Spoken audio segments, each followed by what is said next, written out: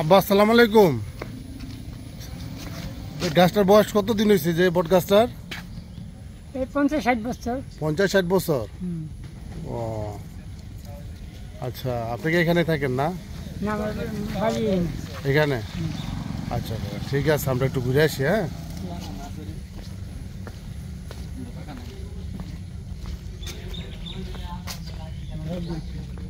হ্যাঁ,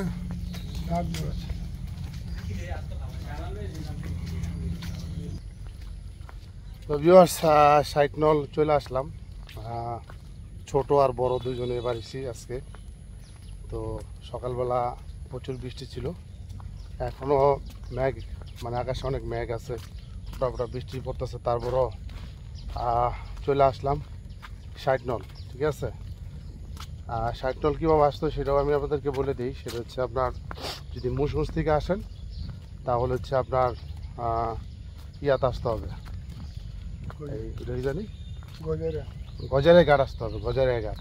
হ্যাঁ, আপনার মুসগঞ্জ থেকে চরকিশোরগঞ্জে আসবেন, চরকিশোরগঞ্জ থেকে গজারে ঘাট আসবেন। এখান থেকে আপনার লঞ্চ ধরে পরে সাইটনল নামবেন। ভাড়া কত করে নিচ্ছে? 30 টাকা করে নিচ্ছে। হ্যাঁ, নামার পরে আপনার এই যে একটা সুন্দর একটা পার্কে আসলাম। এটা পার্ক না, এটা কটেজের মতো আর কি, খুব সুন্দর। পাখির শব্দ শুনতে পারবেন, প্রকৃতির যে একটা গান সেটা এখানে আসলে উপভোগ করতে পারবেন। যাদের মন খুব খারাপ আসলে, যারা আসলে তাদের মনটা চাঙ্গা হবে 100-তে 100।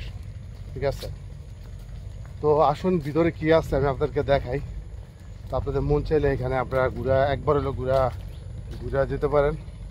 আশা করি ভালো লাগবে। এটা কোনো কবরস্থান না, আর এখানে একটা কবরস্থানও আছে।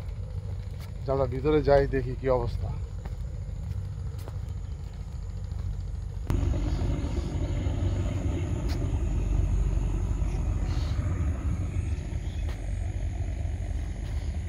ঠিক ওই যে সাইটনলের কিন্তু ওইটা হচ্ছে আপনার লঞ্চ ঘাটটা। ঠিক এইভাবে ঠিক এইভাবে ঢুকবেন।